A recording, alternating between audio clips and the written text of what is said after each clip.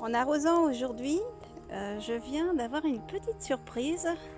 La vie nous réserve des fois des petites surprises. Voilà.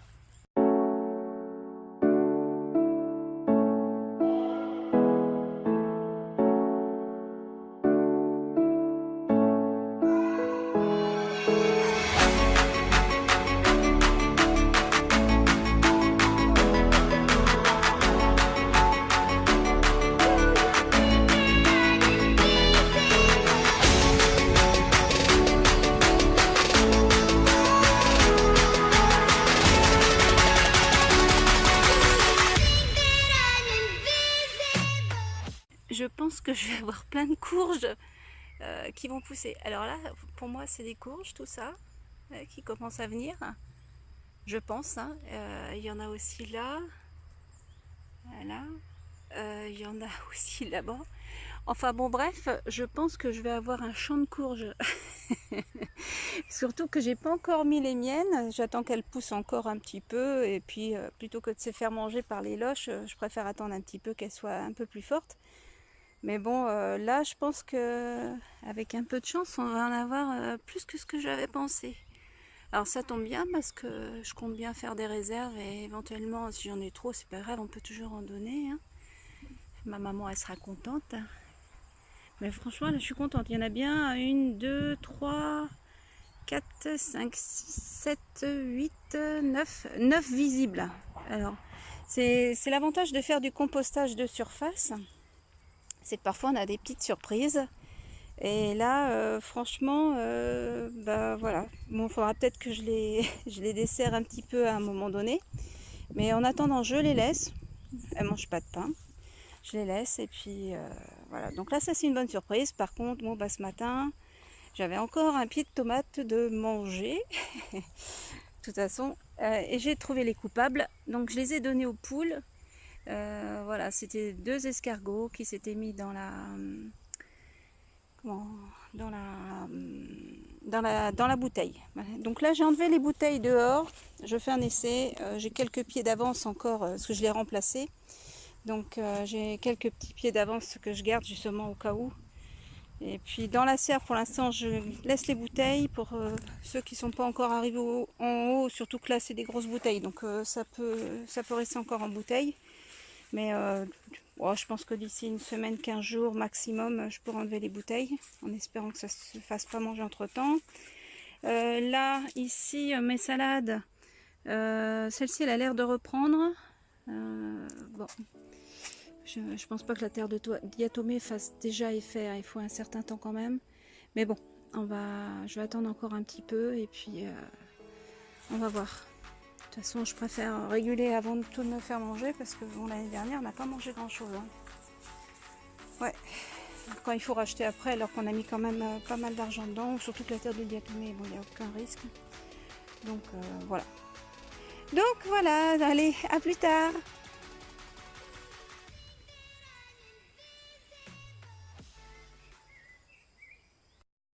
Coucou. En allant chercher des feuilles de bambou pour faire une décoction ce soir, et prendre quelques feuilles en plus pour comment dire, les faire sécher et puis après en faire des gélules. Je voulais vous faire voir quand même.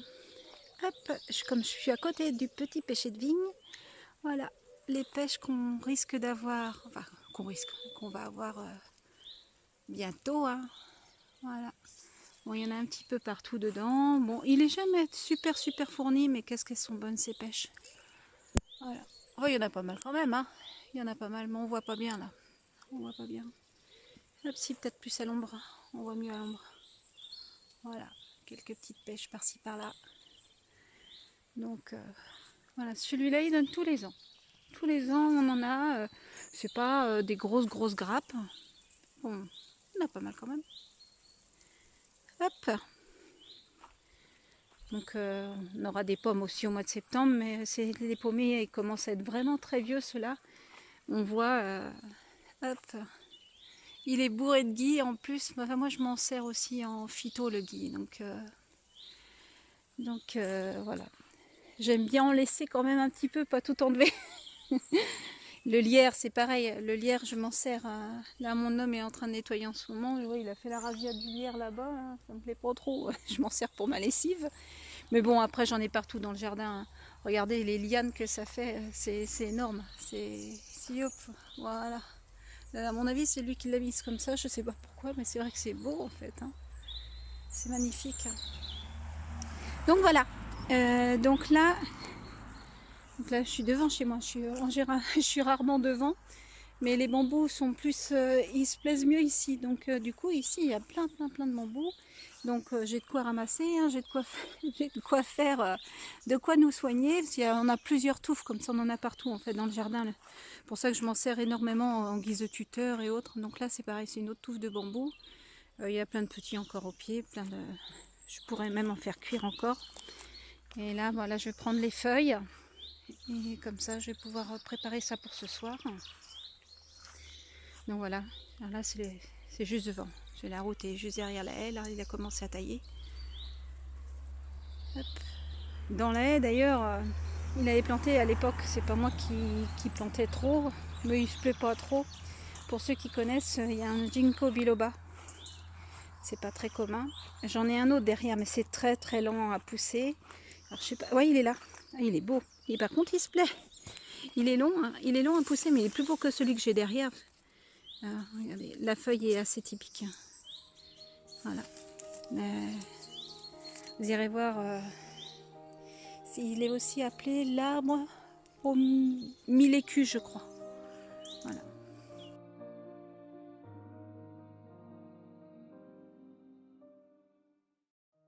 Arbre aux 40 écus, Ginkgo biloba. Botanique. Nom latin, Ginkgo biloba. Famille, Ginkgoaceae. Origine, sud-est de la Chine. Période de floraison, septembre. Couleur des fleurs, verte. Type de plante, arbre fossile. Type de végétation, vivace. Type de feuillage, caduc. Hauteur 20 à 40 mètres. Toxicité, graines comestibles. Planté et cultivé. Rusticité, très rustique, jusqu'à moins 30 degrés Celsius. Exposition, ensoleillé à mi-ombre. Type de sol, tolérant. Acidité du sol, acide à légèrement basique. Humidité du sol, normal à frais. Utilisation, en isolé, bosquet, bonsaï, phytothérapie. Plantation, rempotage, novembre à mars. Méthode de multiplication, semis, greffage et bouturage. Maladies ravageurs, résiste à toutes les agressions extérieures, maladies, parasites, insectes, pollution, intempéries. Arbre aux 40 écus, Ginkgo biloba. Ginkgo biloba, l'arbre aux 40 écus, est un grand arbre caduc, unique représentant de la famille des Ginkgoaceae.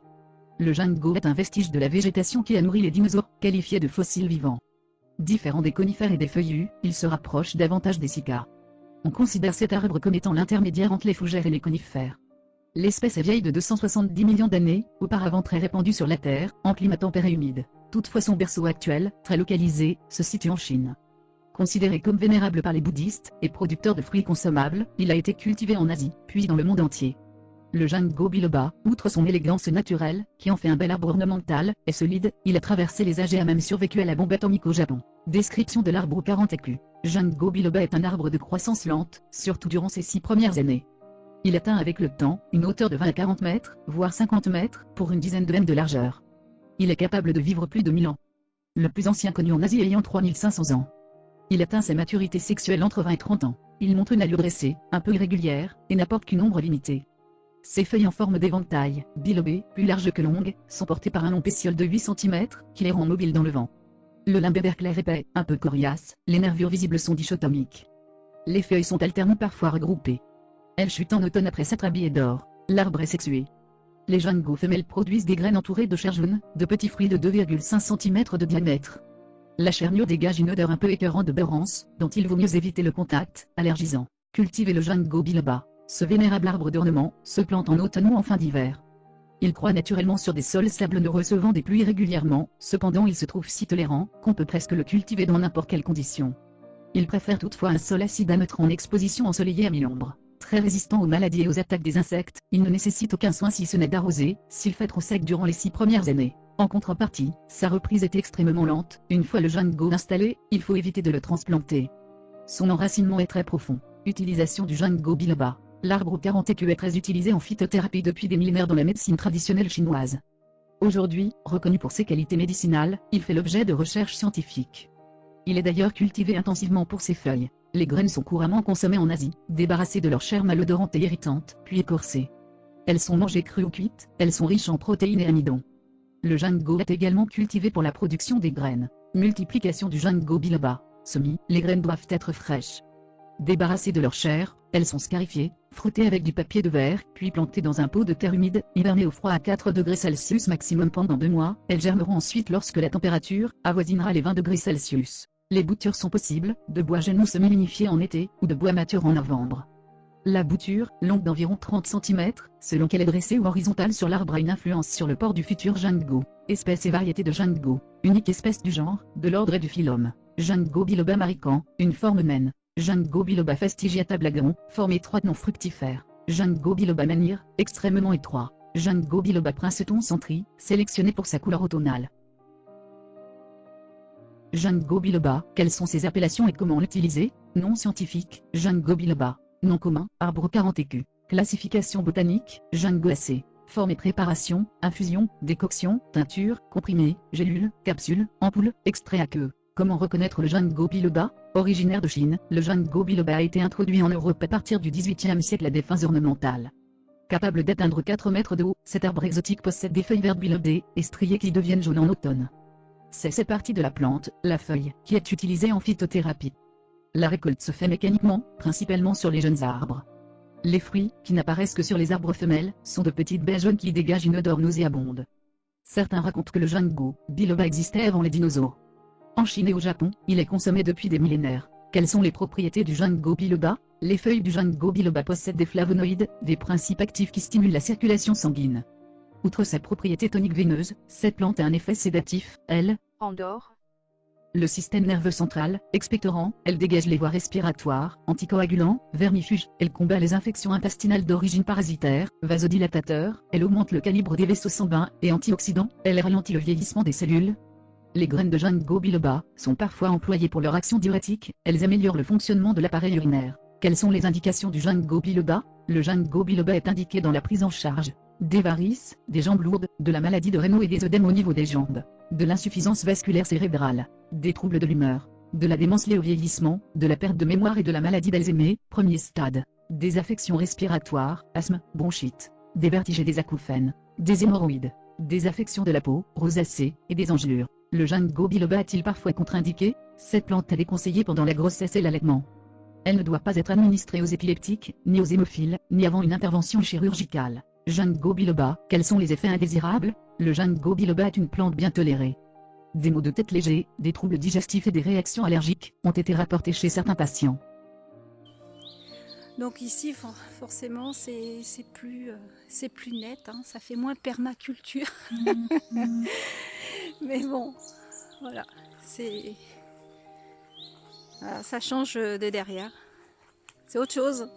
Ici, voilà, c'est juste des arbres, de la pelouse. Ah si, j'ai quelques fraisiers aussi devant, malheureusement. Ils sont jamais arrosés. Ici, j'arrose, j'y pense pas forcément. Et du coup, ils sont habitués. C'est très bien, ils sont habitués à la sécheresse. Là, ils sont en fleurs aussi. Alors, ils sont pas aussi beaux que ceux que j'ai derrière, parce que là, derrière, quand il y a besoin, j'arrose. Que là, ils sont vraiment... Mais ils vont quand même donner pas mal. Hein. Ils sont tout en fleurs. Donc voilà, j'ai tout cela. Hop, tout ça c'est encore des fraisiers. Il y en a là, et puis après, donc là il a commencé à débarrasser tout ça. Je sais pas ce qu'il va faire de ça, mais moi j'aimerais bien garder ça. Là. Je sais pas ce qu'il va faire. Hop, là, il y en a d'autres de ce côté-là aussi. Celles-ci, elles sont super bonnes. Je sais plus quelle variété c'est. Il n'a pas gardé l'étiquette. Elles sont meilleures que les autres là-bas. Les petits grains, tout ça. Les petits grains sont plus nombreux, mais en fait, elles sont vraiment super bonnes. Par contre, elles sont plus en avance que derrière. Comme quoi, elles manquent plus d'eau que derrière, mais elles sont plus en avance, mais elles sont plein sud aussi, là.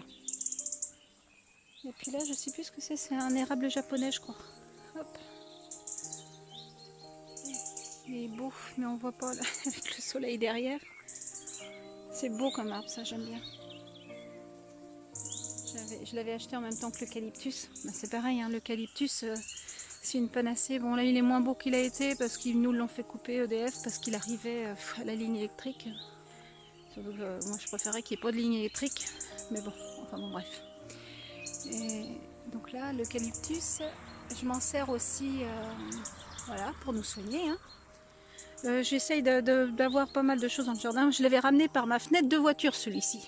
Quand je vois la taille qu'il fait maintenant, le tronc il est énorme. Il a quoi, une dizaine d'années à peu près, hein, quand je vois la taille qu'il fait. Ouais, ça fait, je crois que ça faisait 10 ans qu'on était là. Laurent il dit ouais, non, ça fait 15 ans, mon homme. Donc du coup, voilà, ça fait à peu près 15 ans qu'on est là. Donc voilà, ça prend forme quand même. Hein. Donc là, les petites feuilles d'eucalyptus, c'est bien ça pour faire des petites décoctions aussi. Ou en fumigation aussi. Hein, pour ceux qui sont malades. Hein, il y a des petites choses qu'on peut acheter par exemple en pharmacie ou sur le net. Hein. Moi je vais très peu en pharmacie. C'est des petits appareils à fumigation, vous savez, c'est un truc en plastique, ça coûte 5-6 euros, c'est vraiment pas cher. Vous faites bouillir en fait, l'eau avec par exemple de l'eucalyptus dedans. Et puis, bon, après vous pouvez faire ça avec un bol et un torchon, hein. Ça marche pareil, mais bon, ça, on se brûle moins, c'est plus pratique. Et donc ça permet de, voilà, vous respirez ça tous les jours quand vous êtes enrhumé. Donc nous, on tombe très peu enrhumé maintenant, mais bon. Et ça permet de dégager les voies respiratoires très très facilement et vous vous soignez plus vite. Ça, un peu de sérum d'équinton dans le nez, ou enfin une solution saline avec des bains. Et puis pour la gorge, bon, je sais que bon, j'utilise de l'argent colloïdal, beaucoup ne connaissent pas, mais en vaporisant au besoin un peu d'argent colloïdal. Enfin bon, nous on n'est plus beaucoup malades. Ça fait un bail que j'ai pas attrapé un rhume, ça fait plusieurs années et même un mal de gorge quoi. Ou alors c'est parce que je détoxe trop vite parce que moi aussi je détoxe les métaux lourds de temps en temps. Et comme je me recharge aussi de temps en temps, du coup je vais doucement. Enfin voilà. Qu'est-ce que je suis bavarde, juste pour vous faire voir que j'allais ramasser du bambou. Je m'étale. Allez, je vous laisse. À plus tard. Voilà, petite cueillette rapide. Donc j'ai pris des feuilles d'eucalyptus aussi un petit peu avec. Comme ça je pourrais en mettre un petit peu aussi dans la décoction de ce soir. Ça peut pas être plus mal. Donc voilà, donc feuilles de bambou et feuilles d'eucalyptus ce soir. L'eucalyptus, la plante aux 1000 vertus. L'eucalyptus est un grand arbre originaire d'Australie. Ses feuilles, très riches en huile essentielle, sont utilisées sous des formes variées, infusion, teinture, solutés buvables, gélules, pour traiter de nombreuses affections, respiratoires notamment, mais pas seulement. Voici de nombreuses bonnes raisons d'utiliser l'eucalyptus. Sommaire. 1. L'eucalyptus, un antiseptique des voies respiratoires. 2. Quelles sont les autres vertus de l'eucalyptus? 3. L'eucalyptus est aussi un désinfectant et un insecticide. 4. Précaution avec l'eucalyptus. L'eucalyptus, un antiseptique des voies respiratoires. L'eucalyptus est utilisé pour traiter les affections de l'appareil respiratoire. Il augmente les sécrétions en agissant directement sur les cellules bronchiques et en détruisant le mucus. Résultat, il exerce une action antitussive, laquelle est renforcée par une action antiseptique, dans la mesure où l'eucalyptus inhibe le développement des bactéries et des champignons. Au final, les feuilles d'eucalyptus sont antitussives, expectorantes et antiseptiques, et permettent de soigner bronchite, maux de gorge, toux, rhume, nez bouché. En cas d'affection bronchique, de maux de gorge et de toux, l'eucalyptus peut être utilisé sous forme de poudre, de teinture mère, de sirop, mais également en friction de la poitrine sous forme de baume ou pommade, ou d'huile essentielle. En cas de nez bouché ou de rhume, les inhalations d'eucalyptus sont très efficaces, infusion de feuilles ou huile essentielle, tout comme les solutions pour pulvérisation nasale, teinture. Les feuilles d'eucalyptus sont aussi employées en infusion. Comme antiseptique, l'eucalyptus est utile contre les infections des voies urinaires, inflammation de la vessie, colibacilliose. Il améliore également les inflammations de la muqueuse gastrique, et de la muqueuse intestinale. Quelles sont les autres vertus de l'eucalyptus? On prête à l'eucalyptus de nombreuses autres vertus. Contre les bouffées de chaleur, les gaz et les palpitations chez les femmes ménopausées. Contre les rhumatismes. Contre les migraines. Contre la fatigue passagère. Comme désinfectant sur les plaies, brûlures et ulcères cutanés. Enfin, l'eucalyptus possède des vertus hypoglycémiantes, qui abaissent le taux de glucose dans le sang, lié à la présence de flavonoïdes, mis en évidence expérimentalement, et qui reste donc à démontrer chez l'homme. Il est 10h20, on s'en rend compte, hein, il commence à vraiment faire noir. Je viens de finir ce que je voulais faire, je viens de remettre un peu de terre de diatomée, et donc là vous voyez rien forcément, mais bon, je reviens de mettre un peu de terre de diatomée, et puis j'ai épandu à peu près 10 kg de basalte. Je ferai sûrement un post sur le basalte. beaucoup utilisé en électroculture. Je ne l'avais pas encore fait cette année, donc bah voilà, comme ça c'est fait. Et je pense qu'en même temps, ça va me protéger des petites limaces. Allez, salut, à plus tard. Poudre de roche, basalte et jardinage. Comment obtenir naturellement des récoltes abondantes? Historique. Dans la première conférence du cours aux agriculteurs, en 1924, naissance de l'agriculture biodynamique, Rudolf Steiner insiste sur la présence de la substance silice à la surface de la Terre, et également dans l'atmosphère. Dans la littérature minéralogique, la teneur en silice, respectivement en quartz, est indiquée par 45% à 50%. Composition. Le basalte est riche en silice, environ 42%. La silice renforce les tissus des végétaux, et stimule leur résistance naturelle aux maladies et aux attaques parasitaires. Il est aussi riche en magnésium. 9,17%. Nous connaissons cet élément, il est essentiel aux plantes et à la photosynthèse, puisqu'il est le principal constituant de la chlorophylle, et lui permet aussi une meilleure résistance aux maladies. Enfin on trouve beaucoup d'oligo-éléments. Propriétés. Le basalte est régénérateur des sols, il participe à la formation du complexe argilo-humique, sous l'effet de différents facteurs physico-chimiques. Le basalte est lentement transformé en argile de très haute qualité. Le basalte stimule l'activité microbienne des sols, la micro et macrofaune ingère le basalte, et le rejette en donnant naissance à de l'humus. L'apport de basalte permet au sol sable d'avoir une meilleure rétention hydrique, et il aère les terres lourdes. Enfin il contribue au réchauffement des sols, et revitalise les sols fatigués. Comment utiliser le basalte? Le basalte convient à tous les sols qu'ils soient acides ou basiques. Il est utilisable en amendement comme en foliaire. Amendement. Pour l'amendement au sol, la granulométrie est de 80 microns à 2 mm, 0,2 broyé, comme du sable fin. Plus la granulométrie est importante, plus son assimilation est lente. Attention, il faut une activité microbienne intense, comme cela devrait être le cas dans nos terres cultivées en biodynamie, pour un traitement de fond et durable. Il est intéressant aussi pour alléger, aérer les terres lourdes. Choisissez le 0,2. Dans les solants, à faible activité microbienne, il est préférable de prendre du 80 microns, plus difficile à trouver et plus cher. En amendement, les doses à apporter sont de 500 à 1200 kg suivant le type de sol, 200 à 400 kg en biodynamie. Attention à ne pas modifier votre terroir avec des doses trop importantes. Dans le compost, il est possible aussi de l'incorporer au moment de la réalisation du tas de compost, ou mieux encore, directement sur la litière. L'intensité de la vie microbienne du compost accélère l'altération de la roche pour la rendre assimilable, ensuite par les plantes. Il apporte silice, magnésium, oligo et permet de fixer les odeurs, fixation des matières azotées volatiles. Dose. 20 à 50 kg par tonne de fumier. En pulvérisation foliaire. En foliaire, il faut utiliser une fine granulométrie. Le basalte permet de combattre certains insectes qui ravagent les cultures. En raison de leur finesse, les particules de basalte colmatent les orifices respiratoires des insectes, troublent la vue et les terminaisons nerveuses. Cette action d'ordre physique, et non chimique est répulsif pour les insectes. Même fonctionnement que l'argile, le lithotame. Lors d'attaques de ravageurs, effectuez un poudrage avec du basalte micronisé, et renouvelez-le si nécessaire. Si vous n'avez pas de poudreuse, il est possible de délayer la poudre de basalte dans de l'eau, environ de 200 à 500 g à gel.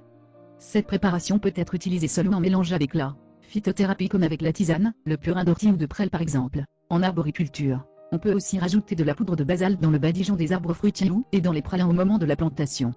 Prévoit 2 à 3% de basalte micronisé, ou 6 à 8% de 0,2. Enfin, le basalte permet de redonner une bonne polarité à votre sol, évitant certains blocages notamment après de gros chamboulements. La conservation du basalte ne pose aucun problème, il ne s'altère pas avec le temps. Électroculture et énergie libre, les bienfaits de l'électricité et du magnétisme naturel pour des cultures écologiques. Maxence Layet, Roland Werlen, Alain Baraton. L'électroculture est un mode de culture utilisant les forces naturelles de la nature disponibles autour de nous, inépuisables et non polluantes.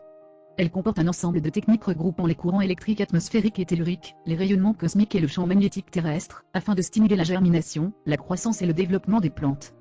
Ces forces électromagnétiques naturelles forment, conjuguées, une source d'énergie gratuite, douce et intarissable, que l'on peut transmettre aux végétaux à l'aide de simples électrodes métalliques. Elles permettent une forme de culture saine avec des résultats remarquables, tant en quantité qu'en qualité. Ceci est valable pour toutes sortes de cultures, y compris les arbres et les plantes d'agrément. Découverte il y a plus d'un siècle, étudiée par la science, l'électroculture offre une agriculture écologique et biologique étonnante. En combinant avantageusement un rendement élevé, et une énergie naturelle et inépuisable, elle est vouée à un avenir des plus prometteurs. Pour le bien de la nature et de notre santé.